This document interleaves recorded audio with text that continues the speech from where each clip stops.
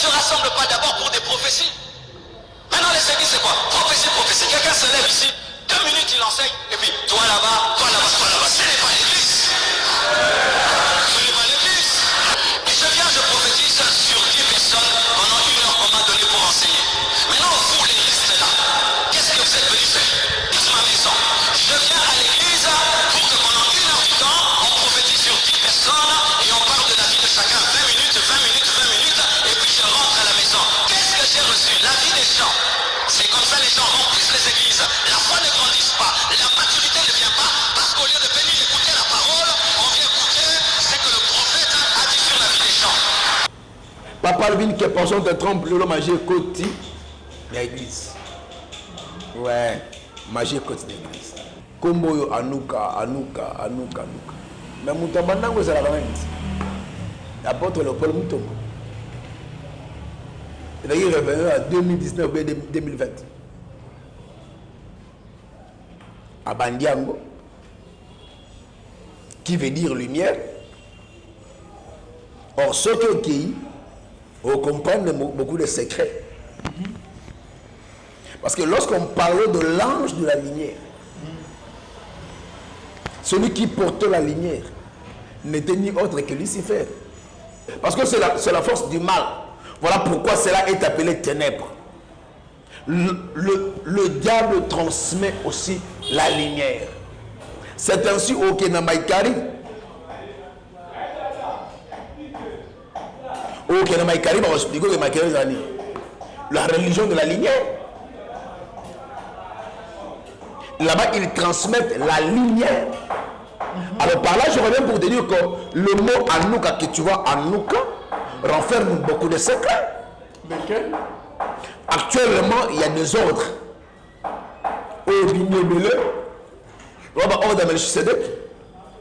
Tous ces gens, tous ces prophètes, ne les font pas avec un motif pur.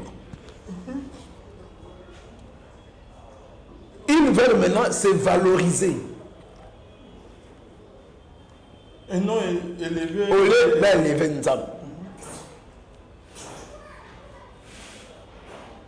Et on a mis un spectacle. Papa, la prophétie c'est pour l'édification. Mais écoute, quand tu me dis qu'on a dit sous-vêtement à Mouindou, c'est pour quelle fin? C'est pour quelle fin? Ça édifie à quoi?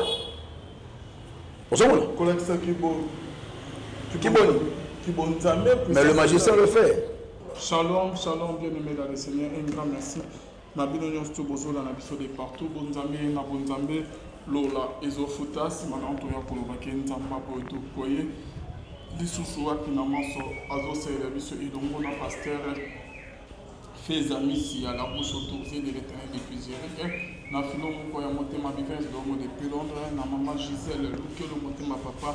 Emmanuel est à Boston, paix na la servante de l'éternel, maman Dorcas, bonzamé, na bonzamé, lola, ezofuta, si maintenant tu as colobaki nzamba pour ton pays, que ce soit bien aimé, toujours dans le cadre pour informer, non, le lot pour la mini, mais pour la maille, mazo les canons, église, corps du Christ, bien aimé dans le Seigneur, et dans le système, mon cause rien, et comme il m'a cassé le cas.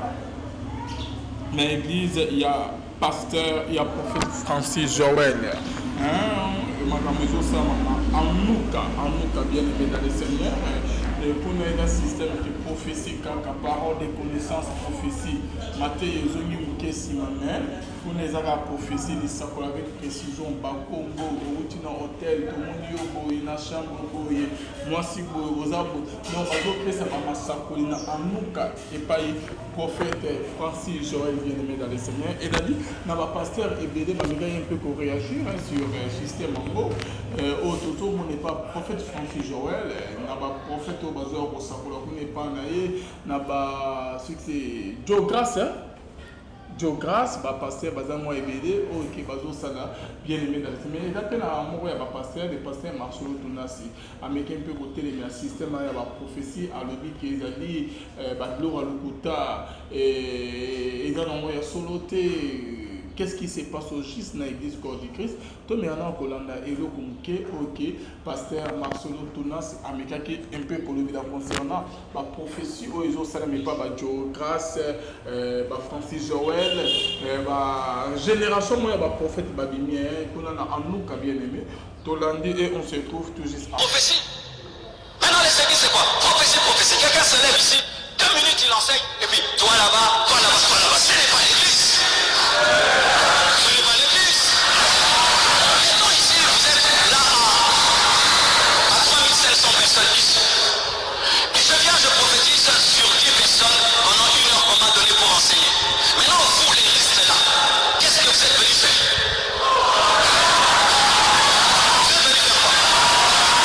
Vous êtes venus faire quoi? C'est moi je quitte ma maison. Je viens à l'église pour que pendant 1 heure du temps, on prophétise sur 10 personnes et on parle de la vie de chacun 20 minutes, et puis je rentre à la maison. Qu'est-ce que j'ai reçu? La vie des gens. C'est comme ça les gens remplissent les églises. La foi ne grandit pas, la maturité ne vient pas, parce qu'au lieu de venir écouter la parole, on vient écouter ce que le prophète a dit sur la vie des gens. Alléluia. Et en plus, qu'est-ce que tu me dis? Tu me dis que non, j'ai un problème dans ma famille, j'ai des combats dans ma famille, et on veut me manger dans ma famille, et tu révèles les problèmes de ma famille à tout le monde. Est-ce que moi j'étais venu faire une cure d'un public? Moi j'ai quitté notre maison pour que toi, tu puisses dire au monde entier, et en plus sur internet ma vie. Et fausseté, tu oses faire ça ici, je te coupe le micro. Donne-moi la main, je vais te parler.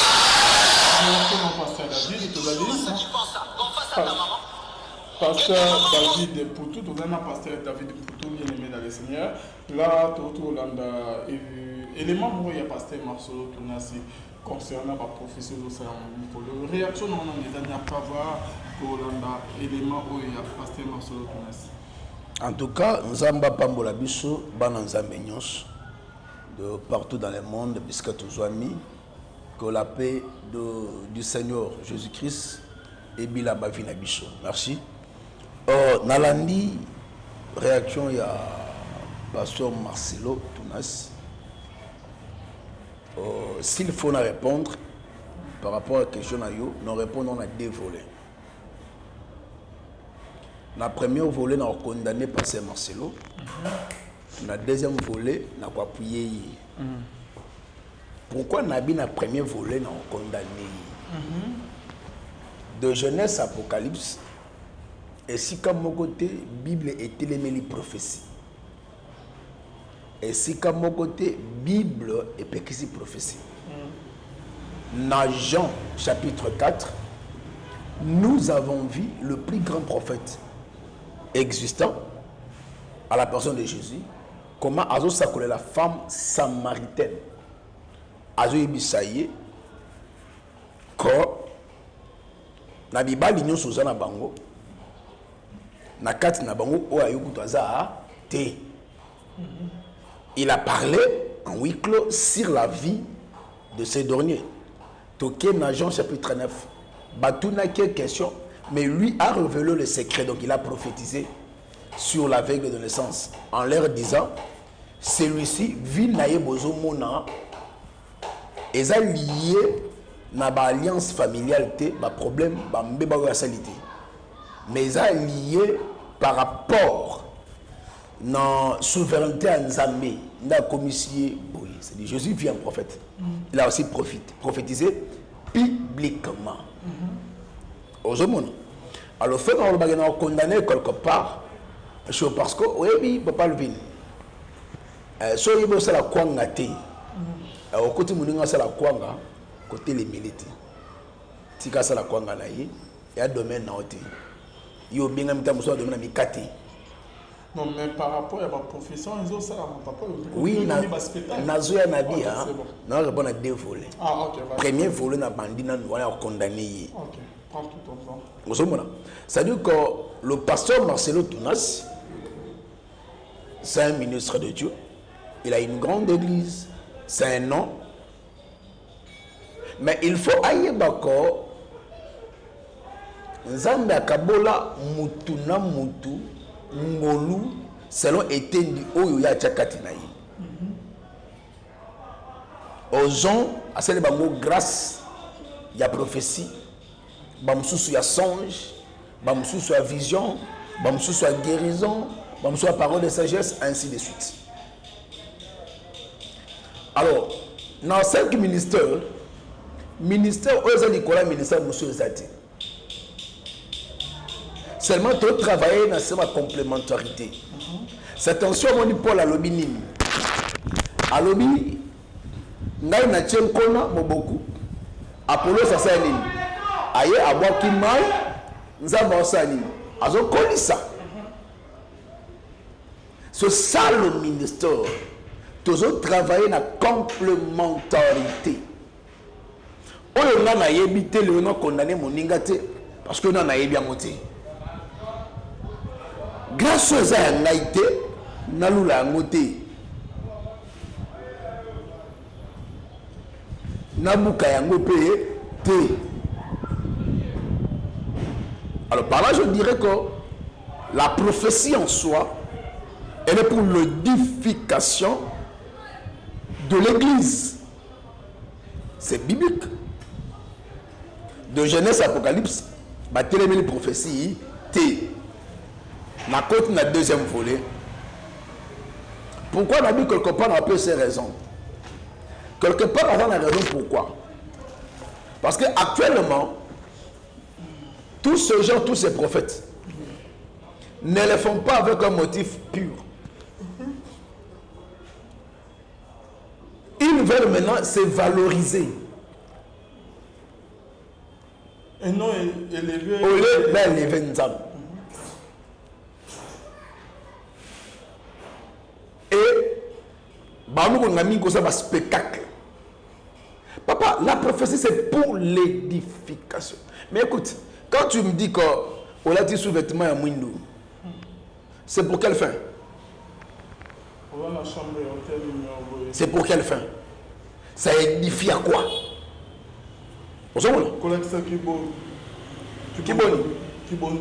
Mais le magicien le fait. Okay. Le but de la prophétie, c'est pour l'édification. Édifier. Si ça n'édifie pas, ce n'est pas une prophétie. Parce que au moins, que non, Moïse a été et à Pharaon, à Bongikan, Bongaminyoka. Tout ce que tu peux faire, les autres peuvent aussi le faire. Mais la différence, c'est que si réellement c'est Dieu qui a parlé, il faut édifier. Si réellement c'est Dieu qui a parlé, il faut échanger. Il a reçu la prophétie que David, Abomisi Moutou, Iri, Azimosia Moutou, Tangwaye, et pas David. Vous n'avez pas remarqué que David n'a pas de Akati Bilabat, Abomoli Mouté Matoubeli, 5 pardon. Ézéchias même, tant que une prophétie, Asani, échanger mon motonaye, si cela provient de Dieu, il faut un impact qu'on a vu en monde. Mais si la prophétie ne mène pas de pacte, posons-nous la question, est-ce que c'est un examen? Tu es pas battu. Le problème est actuellement en moi. Alors quelque part il a raison. Il y a côté mais là parce que les rôle n'a pas la sentinelle. Il y a côté à Mabé. Tant qu'on dit que qui Mabé, c'est normal pas de là. Donc quelque part il n'a pas tort. Il y a côté mais là non. Babylone quoi la tina mon côté. Pas pour le c'est du n'importe quoi. Babylone les gars. Alors, l'élo, va se créer un réseau moko songolo pakala. Et le réseau va se créer et je promettre bango. Ben va faire maram na bango. Nandenge na bango.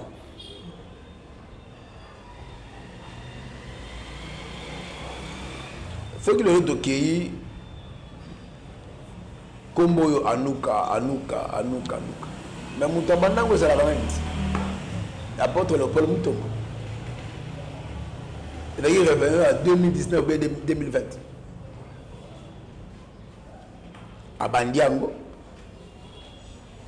qui veut dire lumière. Or, ceux qui comprennent beaucoup de secrets. Parce que lorsqu'on parlait de l'ange de la lumière, celui qui portait la lumière n'était ni autre que Lucifer. Ok. Et qui est Lucifer? C'est celui qui a été précipité dans l'Apocalypse 12. Réjouissez-vous, cieux, et vous qui êtes dans les cieux, malheur à la terre, à la mer, car le diable est venu vers vous. Dieu ne se répand ni de ses dons, ni de sa grâce. C'est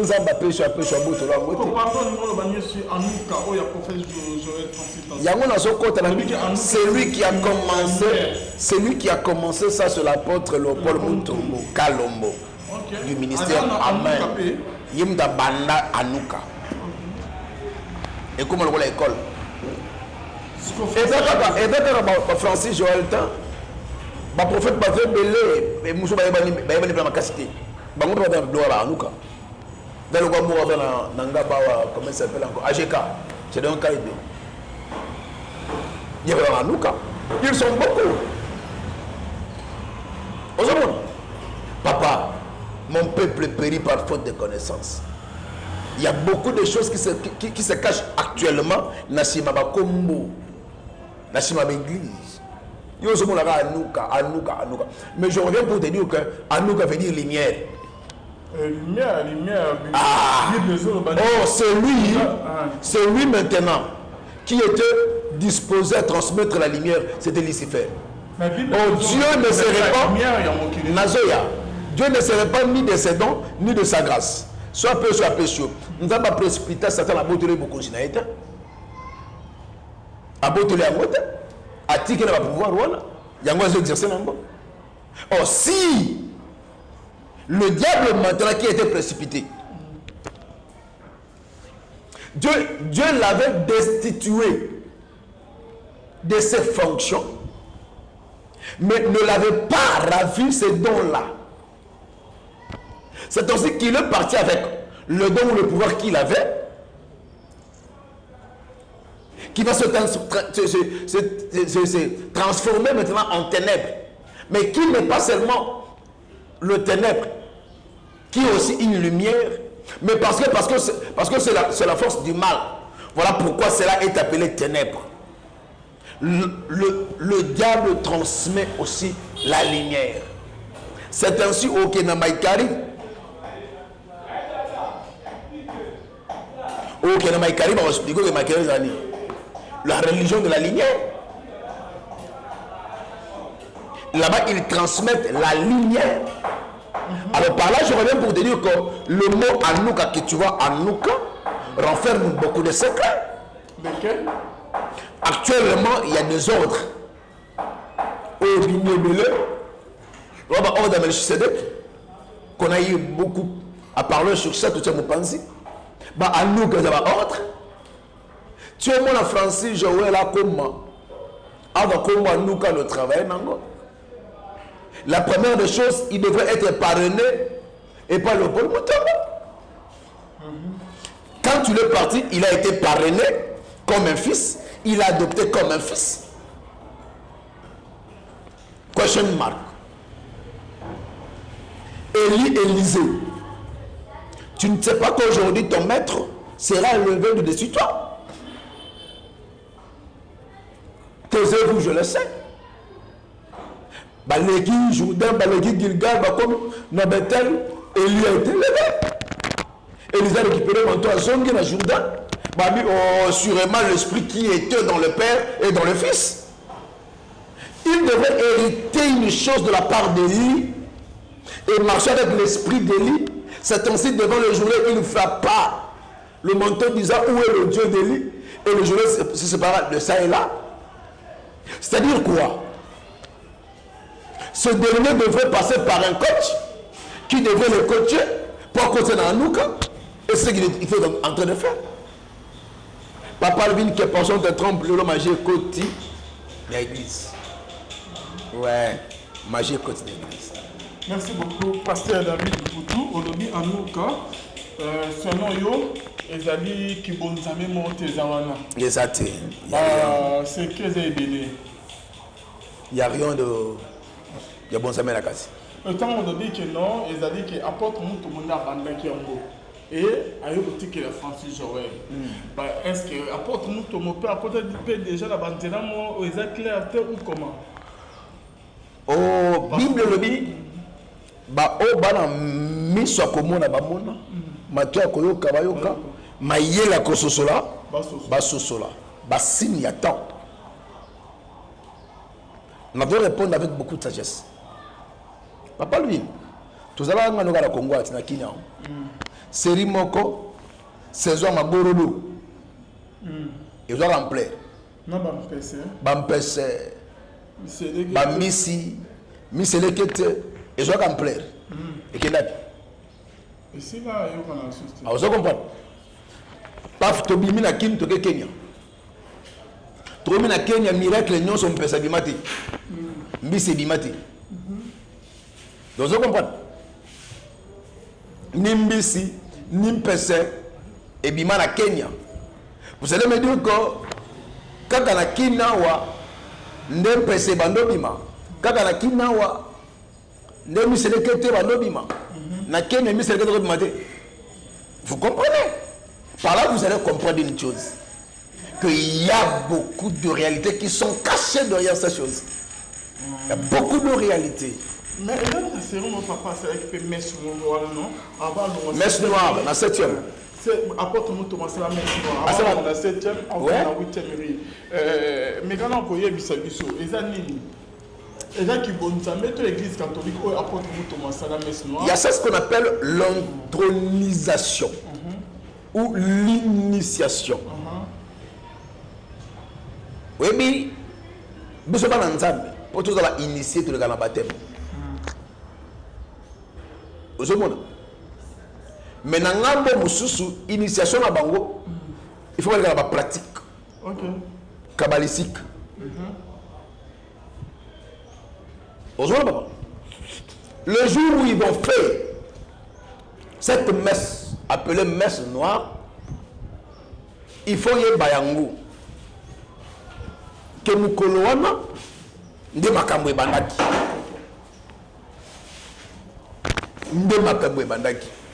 et donc on dédier temple mobimba na Lucifer. Ce n'est pas pour rien tant bazo bulisa nganga nzambe ba passer balada na batoge baladi banzamba ba serre ba abi sacerdotal. Ce n'est pas pour rien. Donc, voilà, on a bonganga. Et ça aussi, normal, même David Poko Marois, fallait Samuel Saïd, il y a des pratiques qui sont liées à la spiritualité. Au moins, la Bible le dit. Au commencement, Dieu créa le ciel et la terre, ainsi que toutes leurs armées. Au moment le ciel, ce n'est pas au singulier, c'est au pluriel. La terre, c'est au singulier. Nous avons plusieurs types de ciels qui sont divisés en 3 types. Et nous avons la terre. Au moment de la jeunesse de Tawakeli Moutou, créons l'homme à notre image, à notre ressemblance, afin que l'homme domine, sire les oiseaux du ciel, les animaux de la terre et les poissons de la mer. Balobi les oiseaux du ciel, Balobi les oiseaux du ciel. Mais au moins dans la jeunesse 1, au commencement Dieu crée le ciel, c'est au pluriel, et la terre. Mais au moins dans la jeunesse 2, à Zolobao, la jeunesse 2, avant qu'il domine sur les oiseaux du ciel. Ça c'est au singulier maintenant. Que l'homme domine sur les oiseaux du ciel. Mais au moins dans la jeunesse 1, Il créa le ciel. C'est au pluriel. Pourquoi l'homme doit dominer sur le ciel, mais pas le ciel? Mais pourquoi Dieu n'a pas créé seulement le ciel, il a créé le ciel. Il y a tout un enseignement wana. Je vous attends pour parler sur Yango. Non, synthétiser. Pourquoi Dieu a dit l'homme doit dominer sur le ciel, pas le ciel? Parce qu'en réalité, il y a 3 types de ciel. Dans le langage sacerdotal, Babenyango, Kanter, Kilifa, ainsi que espace parallèle. Alors, dans la Bible dit que Dieu siège dans le ciel des cieux. Alors, l'homme ne peut pas dominer dans le ciel, parce que dans le ciel des cieux, c'est là où Dieu domine. Dieu est dans la dimension supérieure. Mais dans la dimension inférieure du ciel, il y a le ciel qui est là, où l'homme est appelé à dominer. Nous, à Jérémie Boyer. Et par rapport à alors, afin que tu domines sur les nations et le royaume. Le nation, c'est le monde des humains. Le royaume, le monde des esprits. C'est-à-dire que l'homme doit dominer sur le ciel du diable, là où le diable règne.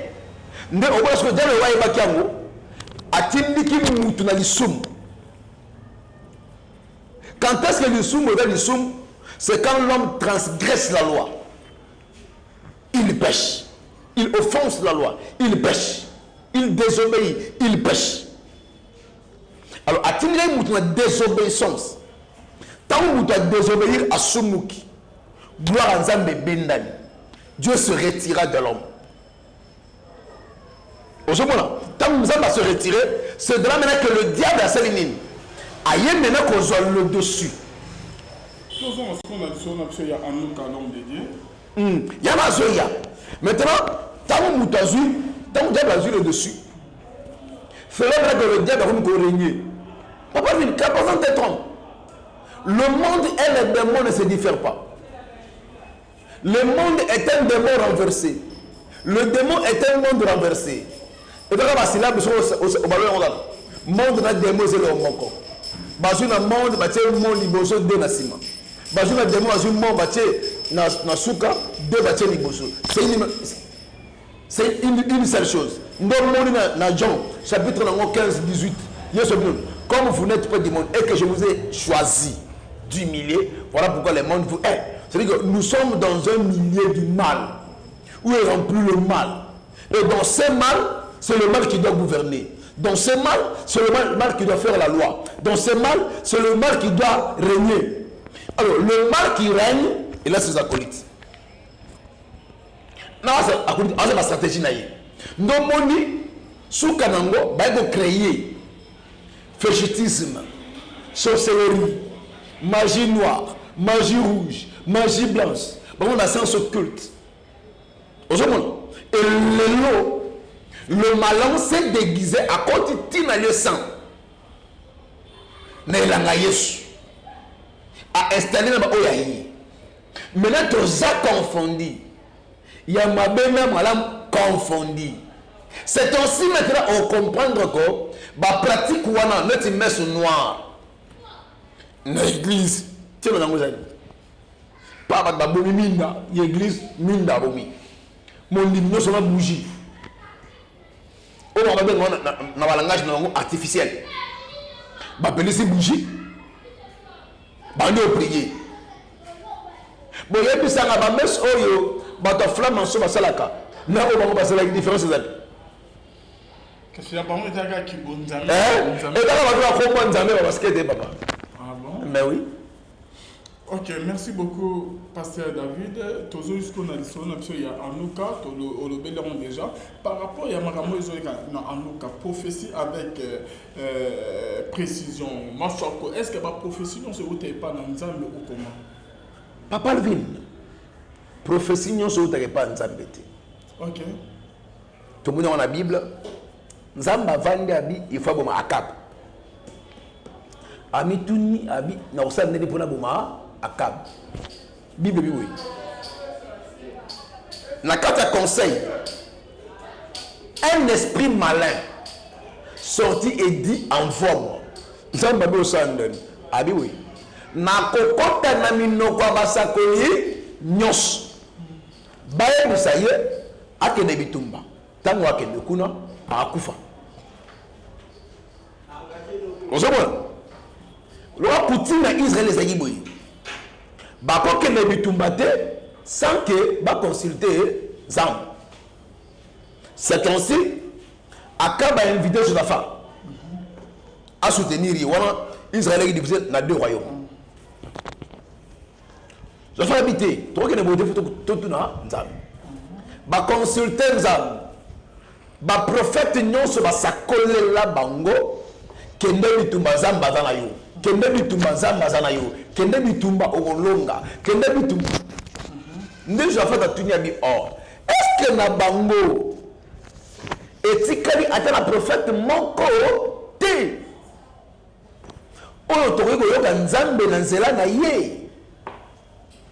C'est ainsi maintenant au Monaco babengi Miché aye ne a révélé maintenant secret oyo a dit je vis Dieu dans son trône avec un conseil.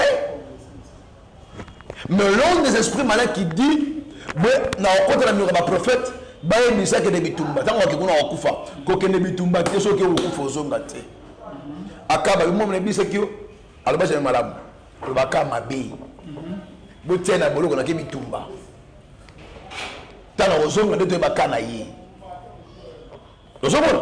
C'est-à-dire que tous les prophètes qui ont prophétisé n'avaient pas prophétisé avec l'esprit de Dieu. Mais ils ont prophétisé.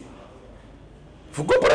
C'est pour vous dire quoi? Actuellement, il y a de ceux-là qui prophétisent, mais pas avec l'esprit de Dieu. Qu'est-ce qu'on n'a pas vu à Kinshasa ici?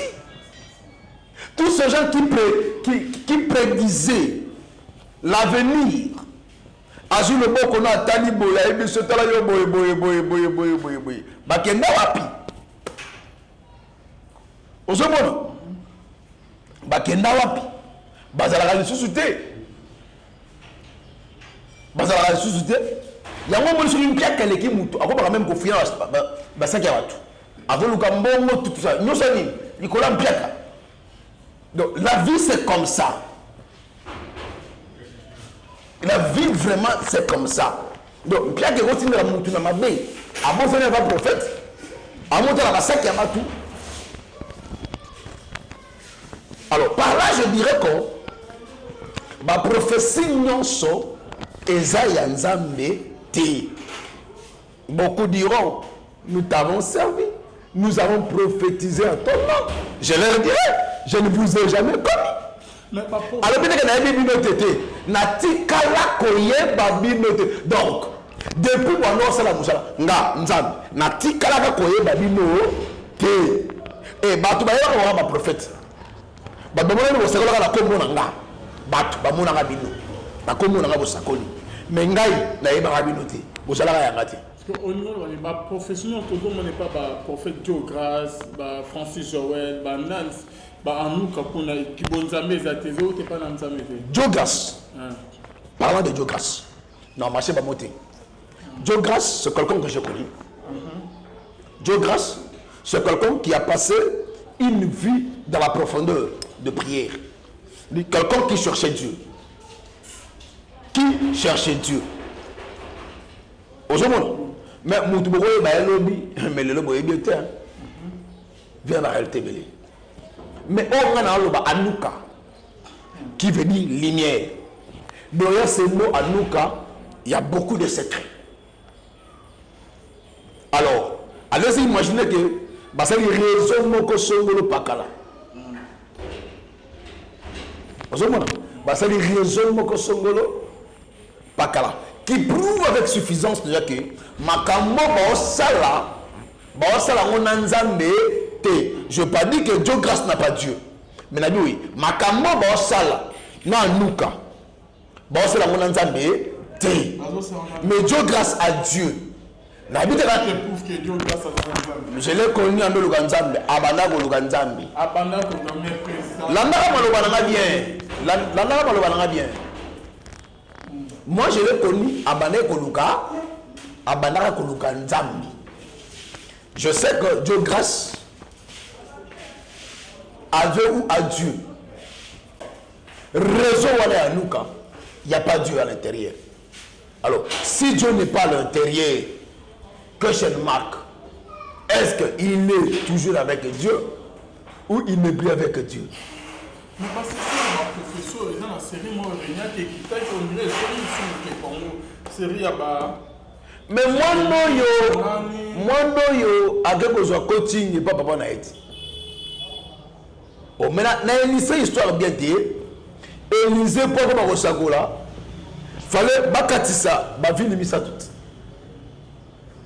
Fallait bakatissa Jourdain, bakatissa Gilgal, bakom na Bethel. Ne qu'on a hérité. Tant que l'héritage au zone là, ma fils a prophète Mando Sekaye, et puis sûrement l'esprit d'Élie est dans Élysée. Il a été initié na Bethel, mais c'est la joie à manteau, et c'est de là qu'il était devenu prophète. Élisa moni ba molombo à l'œil, Élie a dit oh zo bangadini. Non c'est Gazi plutôt. À l'œil, Élisa a dit oh bangadini. Ça la fongolo miso. Tant que fongolo miso amoni armée. Tu sais pourquoi les gars? Parce qu'il n'a pas été encore initié. Il n'avait pas encore reçu le manteau d'Élysée. Faites un fils, ma fille est prophète. Même Élysée bien, qui n'avait pas encore l'esprit d'Élie, il n'avait pas le manteau. Bah c'est taille. On peut le long aussi la rayon. Ah ok. Tant qu'on a eu le manteau, au moins que non, à récupérer exposé les pananes. Et pas Élie. Dans le monde du surnaturel, et ça était malade. Ne méprisez pas le don que vous avez reçu par imposition. Demain, le don est transmissible. La grâce est transmissible. C'est-à-dire quoi? Quelqu'un peut partir chez un fétichier à la commission d'Oki. N'a pas imposé à bon. À la commission d'Oki. À mon local. À mon Benganga. Il a été parrainé. Dans mon colo mouteur à la Congo Anuka. Celui qui a mené le nom d'Anuka au Congo, c'est l'apôtre Paul Mutomboka. Et vous allez remarquer, pour Francis Joël, à cause de Anuka, il a commencé par là. Il a été accepté comme fils adoptif. Et pour bimaner l'école, donc on a dit à nous canaïe. Avaye mon côté. Oh la va wana nini wana nangaba wana nani. J'ai donc à yembe ajeka. Yé pas dans nous cas. Il y en a plusieurs. Il y en a plusieurs. Merci beaucoup, Pasteur David. Bando Bazo, dans la mission de partout. Prophétie. Il a bien, mais modèle Magamorezo qui est le prophète David. Au commenter la prophétie qu'on a dit Sengebo, Kalesombo, ils ont édifié Nani. Est-ce que Dieu parle en tout moment ou comment, papa? Non, Dieu pour parler, Dieu parle. Dieu pour parler, Dieu parle. Et nous avons au moins,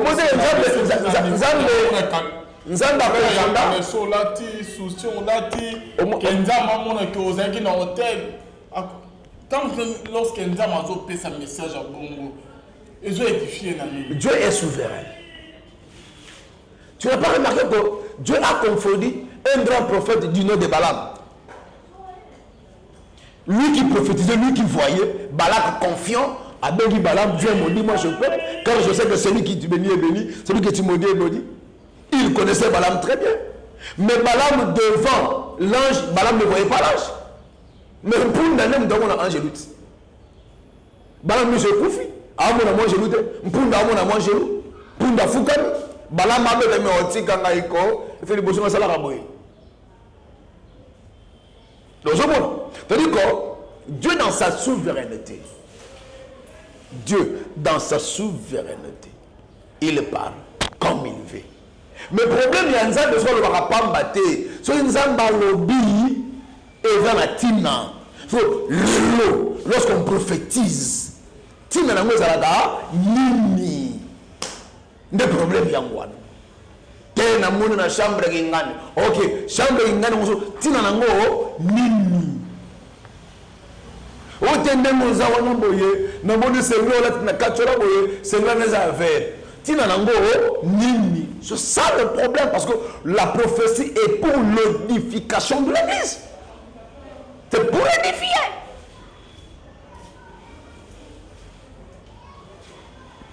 Merci beaucoup, Pasteur David. Merci à Bible est refusée par la prophétie, mais examinée. Ouais. La prophétie, nous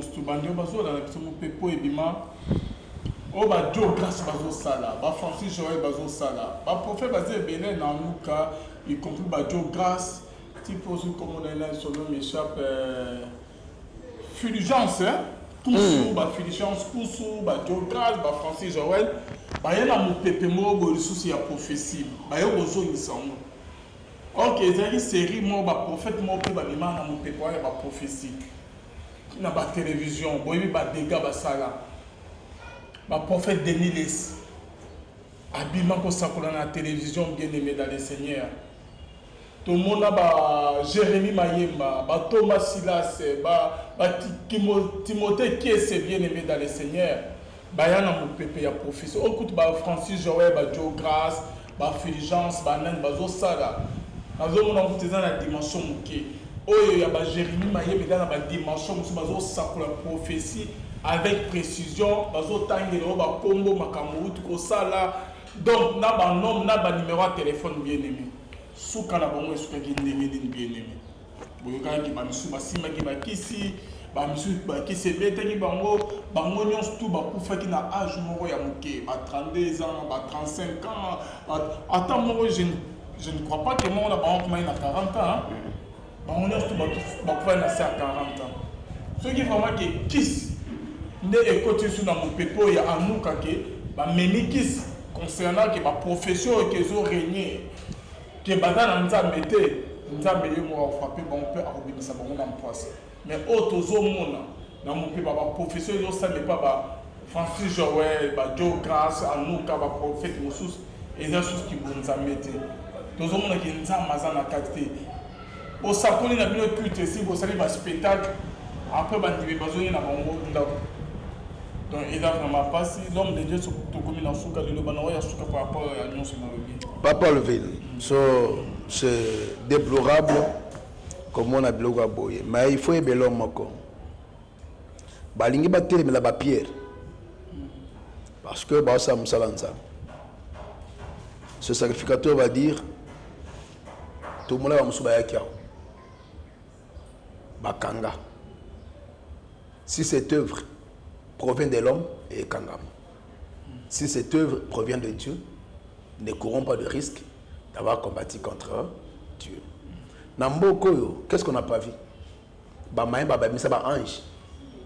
Dans la salle des eaux, ba ange babima. Le bazapi. Ozomona. Basilas. Ba Timothée. Ozomona. Le lot de la prophète Saoul. Azapi. Comme il a pété. Parce que l'esprit de Dieu s'est retiré de lui. Et l'esprit malin du diable s'est introduit à lui. Comme le prophète Saoul, n'a comme roi, mais déjà nous avons longolé na trône.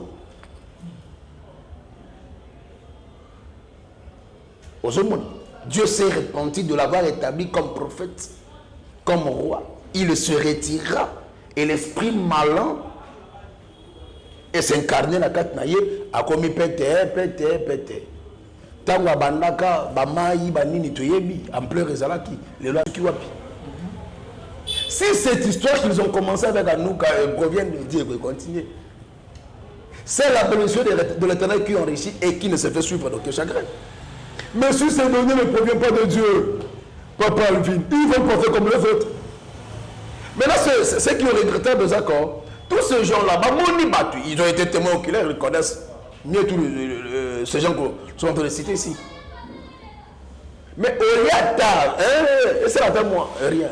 Je trouve ça normal. T'en fais pas. Tout ça, ils finiront tous. Si ça provient de Dieu, ils peuvent exceller. Mais si ça ne provient pas de Dieu, une année, 2 ans, 3 ans, 4 ans, 5 ans, 10 ans après, on se posera des questions ici. Bah, on va la soutenir. Mais si c'est Dieu, gloire au Seigneur. Merci beaucoup. Merci, Pasteur David. Votre numéro de contact, c'est la fin de notre émission. Plus 243 82 411 32 46. Que l'éternel Dieu Nzambalola a Pambola Bichou, a Pambola la servante de Dieu, la sœur Naomi Ngangwa. Merci. Merci beaucoup. Merci Nadion Kamande, Oyaza Sima Kamera, Bonzambe, Nabonzambe, Lola, Ezofuta, Simon Antoyo, Nzamba, Boto, Iso. Tende mozawana boye, namoni senglo la na kachola boye, sengla neza affaire. Tina nango nini. C'est ça le problème parce que la prophétie est pour l'édification de l'église. C'est pour l'édifier.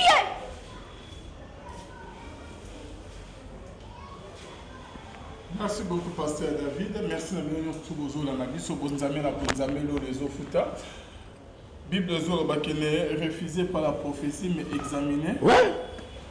La prophétie, nous sommes tous les gens oh bah Dieu grâce bazo sala ba Francis Joël bazo sala ba prophète basé Bénin dans Luka y compris ba Dieu grâce type aussi comme on a là sur le m'échappe fulgence hein poussou ba fulgence poussou ba Dieu grâce ba Francis Joël ba yana mo pépé mo bo souci ya prophétie ba yo bozo ni sango OK ezali série mo ba prophète mo pe ba bima na mo pépé ya ba prophétie na ba télévision boyebi ba dégâts ba sala.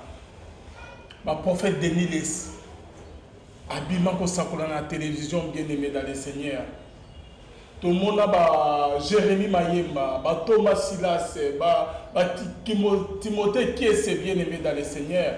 Bayana mon pépé ya professeur. Écoute Francis Joël, Joe Grace, Fulgence, Nan, Sara. Azo mon amour dans la dimension muké. Oyo ya Jérémie Mayemba dans la dimension muké Sakola prophétie. Avec précision, bazo tangelo ba kombo makamou tout ça là.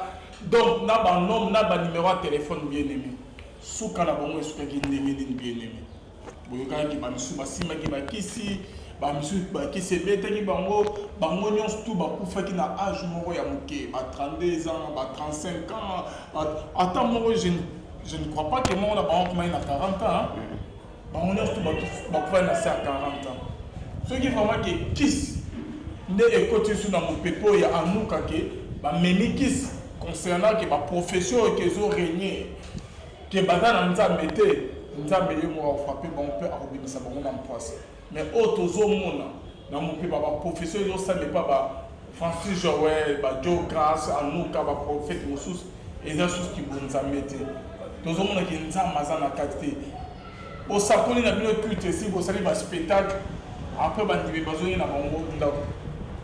Donc, il a vraiment passé. L'homme de Dieu, c'est comme il a souka de l'Obanoa, il a souka par rapport à l'Union sur le Papa Levé, c'est déplorable comme on a bloqué à Boye. Mais il faut aimer l'homme encore.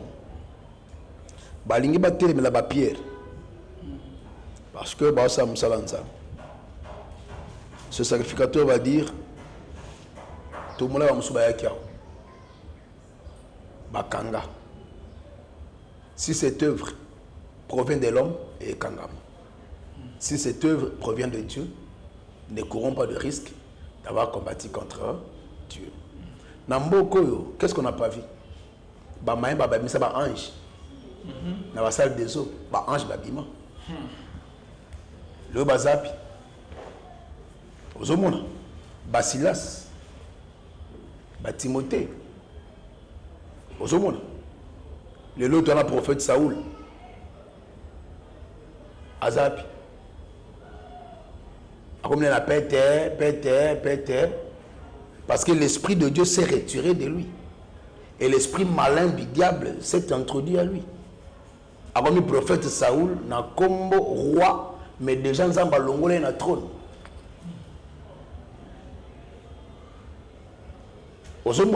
Dieu s'est repenti de l'avoir établi comme prophète, comme roi. Il se retirera. Et l'esprit malin et s'incarner la carte naïe a commis pété. Tant à bandaka, bamaï, banini, toyebi, ampleur ezalaki, les lois qui wapi. Si cette histoire qu'ils ont commencé avec Anouka provient de Dieu, et continue. C'est la bénédiction de l'Éternel qui enrichit et qui ne se fait suivre d'aucun chagrin. Mais si ces données ne proviennent pas de Dieu, Papa Alvin, ils vont porter comme les autres. Mais là, c'est qui ont regretté des accords. Tous ces gens-là, ils ont été témoins oculaires, ils connaissent mieux tous ces gens qui sont en train de citer ici. Mais au lieu tard, et c'est la moi, rien. Ils trouvent ça normal. T'en fais pas. Tous ça, ils finiront tous. Si ça provient de Dieu, ils peuvent exceller. Mais si ça ne provient pas de Dieu, une année, 2 ans, 3 ans, 4 ans, 5 ans, 10 ans après, on se posera des questions ici. On va la soutenir. Mais si c'est Dieu, gloire au Seigneur. Merci beaucoup. Merci, Pasteur David. Votre numéro de contact, c'est la fin de notre émission. Plus 243 82 411 32 46. Que l'Éternel Dieu, Nzambalola, à Pambola Bichou, à Pambola, la servante de Dieu, la sœur Naomi Ngangwa. Merci. Merci beaucoup. Merci Nadine Kamande, Oyaza Sima Kamera, Bonzambe, Nabonzambe, Lola, Ezofuta, Simon Antoine, Nzamba, Boto, Isu Sokinaï.